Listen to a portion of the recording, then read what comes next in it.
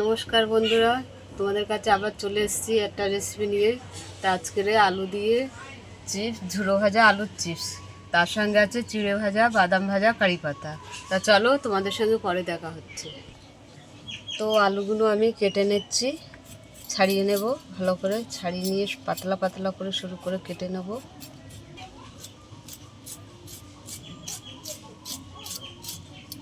আলুটা এরকম ঝিরি ঝিরি কাটতে হবে। তা আমি ঝিরি ঝিরি করে কেটে নিচ্ছি আলুগুলো। তো আমাদের আলুগুলো কাটা হয়ে গেছে ঝিরি ঝিরি করে। তো আলুগুলো কাটা হয়ে গেছে, ধুয়ে নেব ভালো করে, ভালো জল দিয়ে।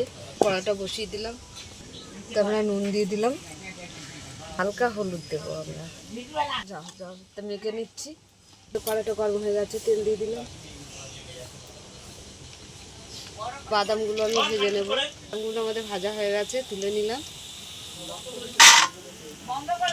তো আমরা এইটুকু করে আলুগুলো ভেজে নেব।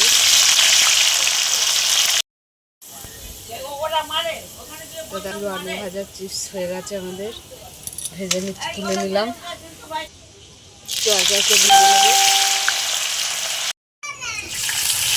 তো এবার আলুগুলো ভাজা করে নেবো ঝুড়ো ঝুড়ো করে। তো আলুর চিপসগুলো আমাদের সব বানানো হয়ে গেছে। এবার আমি চিড়েগুলো ভেজে নেব। তো আমি এক মুঠো করে চিড়েগুলো সব ভেজে নেব।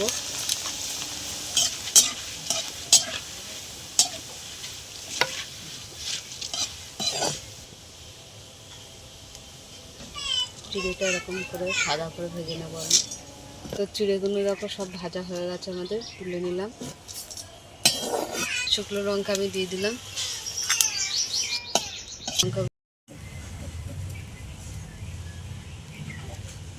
কারি পাতাগুলো এবার আমি ভেজে নেব।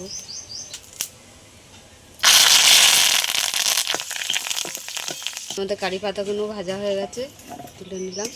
তো আমি মিশিয়ে নিচ্ছি আলুর চিপসটা, চিড়ে, বাদাম। তো আমরা হালকা করে দেখো চাট মশলা দিয়ে দিচ্ছি। তো একটু বিট নুনও দিয়ে দিচ্ছি।